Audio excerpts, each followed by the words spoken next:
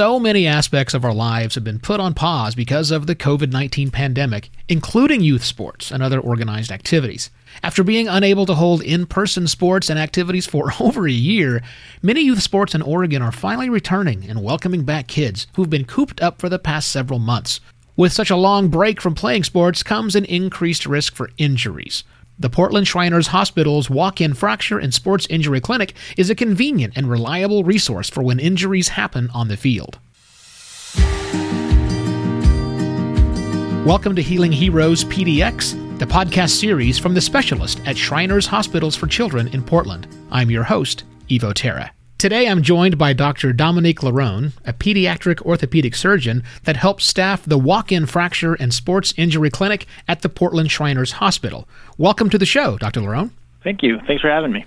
To kick things off, what causes sports injuries in children? And also, have you seen a rise in injuries as sports programs are starting to pick back up? Well, I think it's important to note that sports injuries in children can come in a lot of different flavors. So you have some acute traumas, especially in our higher contact sports, tackle, football, soccer, hockey, and things of that like. And then there's overuse injuries, and we can see that more commonly in things like gymnastics and even baseball, where the contact is less, but you're doing a lot of the same repetitive motions over and over. This is really interesting and unprecedented time that we're going through coming back from the COVID-19 pandemic. And there's definitely been a rise of new types of injuries as kids are kind of getting off the couch, getting out of home and Zoom school and getting back on the field.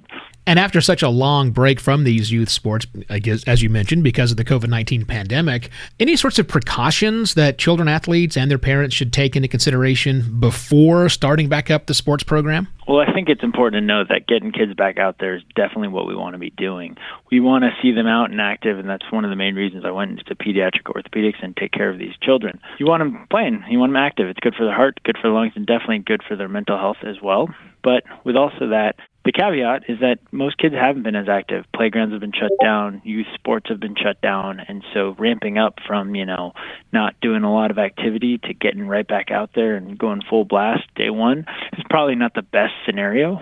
So what we're seeing is these kind of acute injuries, and we're even seeing this mirrored in some of our professional athletes in baseball and things of that nature. So I would just recommend that as you're getting back up to speed, you definitely want your kids to kind of slowly ramp up. If they're soccer players, then, do some scrimmaging, do some drills, and, have a good stretch regimen and program rather than just getting back out there. If you never run and you want to plan to run a marathon tomorrow, that'd be silly. You would slowly ramp up your mileage and get to that point to where you can play full games. I think with the excitement of sports, kids are going back and, playing in 5-6 game tournaments on a weekend. It's just not a good situation. Let's talk about specific sports and some that are more prone to injuries than other. I raised a child who played hockey all the way through high school, so I know that's one.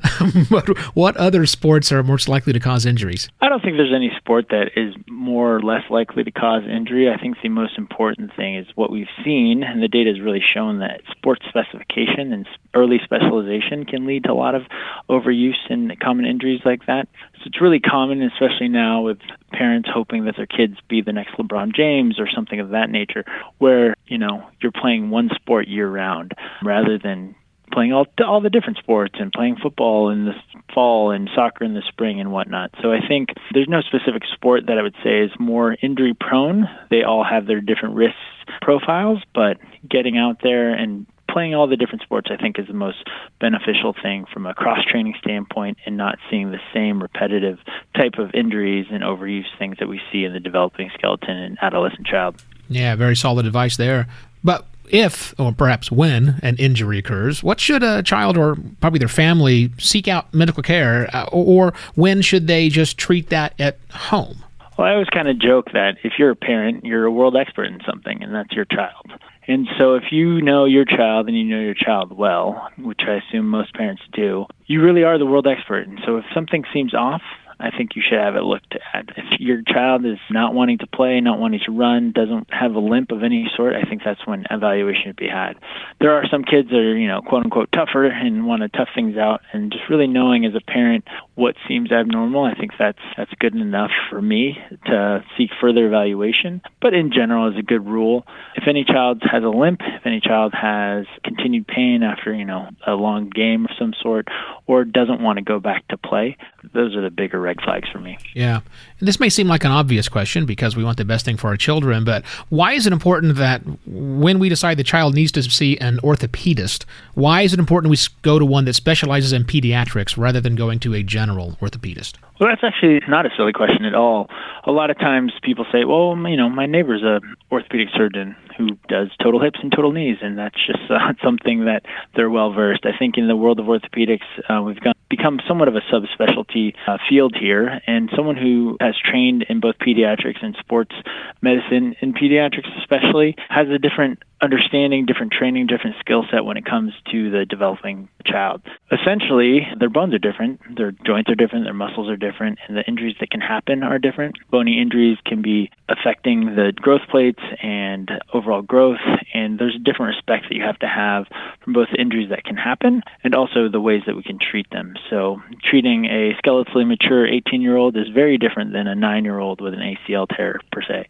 But you just have to really have that training and know what the differences and what the different options are. Let's talk about the recovery process. When I was a kid, recovery was rub some dirt on it and you'll be fine. But clearly that's not sage advice. What about this? When athletes are injured themselves, how long will it take them before they can actually return to their sport? That's a hard question because the myriad of different injuries that an athlete can sustain. But in general, I would say that we always want to get kids back as soon as possible when it's as safe as possible. So with a broken bone or something, like the timeframes are pretty set.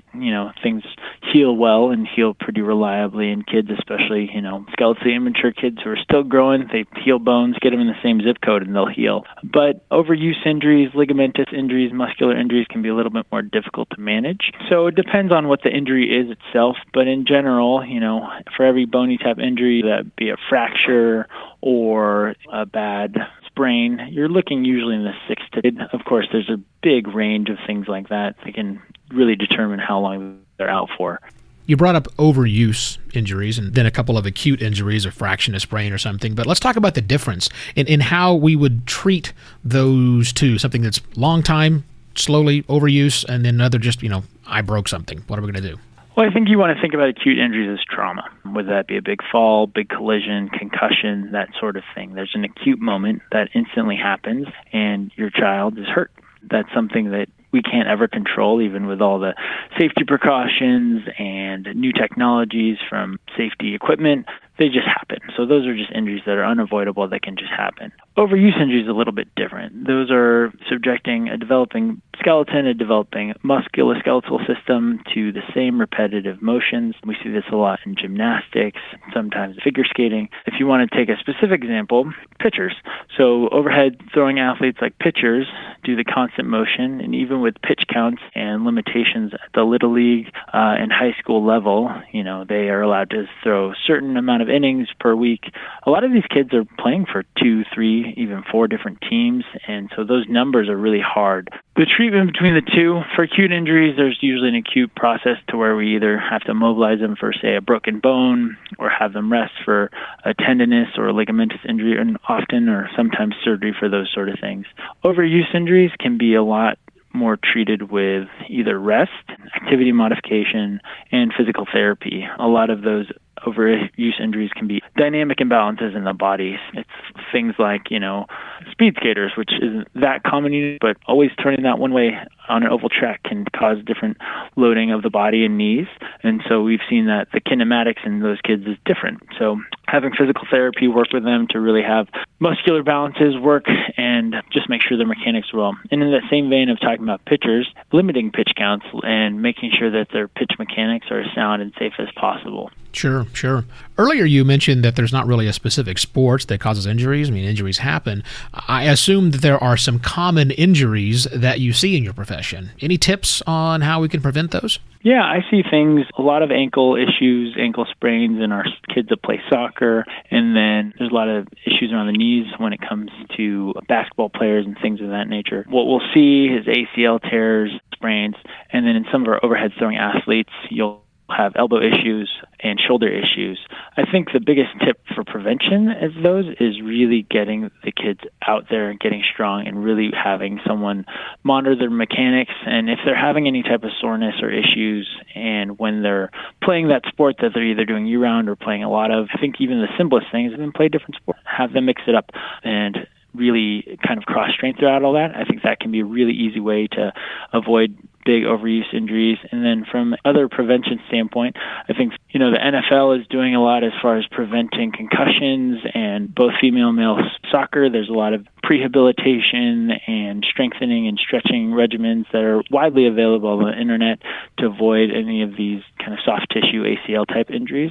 So just educating yourself as a parent, educating yourself as a young athlete, and knowing that we can never take that risk down to zero, but we can get it closer by making sure our bodies are conditioned, which is the funny thing about coming out of this pandemic. We're seeing just a stark rise in kind of these, I haven't really done much in the past year and a half, and now I'm getting back out there and everything hurts situation.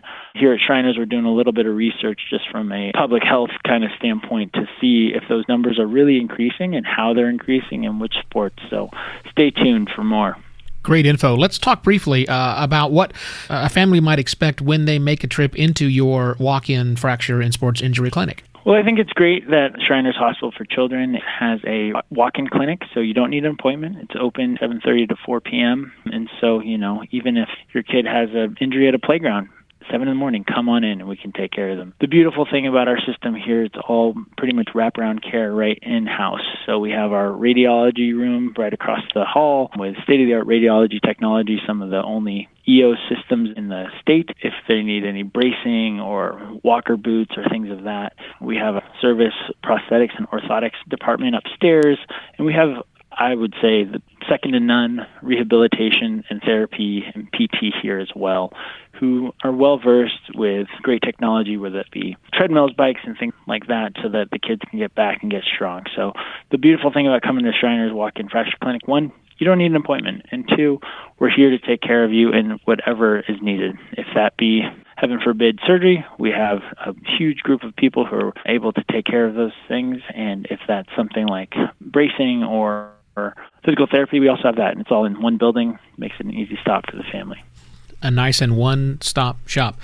Thanks, Dr. Larone. Let's look forward to getting the kids back out there and playing some sports. I would love to see it, and stay safe out there. And once again, that was Dr. Dominique Larone, a pediatric orthopedic surgeon that helps staff the Walk-In Fracture and Sports Injury Clinic at the Portland Shriners Hospital. For more information on sports injury care and prevention for kids, please call 503-241-5090 or visit our website at portlandshrinershospital.org. The Walk-In Fracture and Sports Injury Clinic at the Portland Shriners Hospital is open Monday through Friday from 7:30 a.m. to 4 p.m. No appointment is needed. That concludes this episode of Healing Heroes PDX, the podcast series from the specialist at Shriners Hospital for Children. Head on over to our website at portlandshrinershospital.org for more podcast episodes. I have been your host, Evo Terra.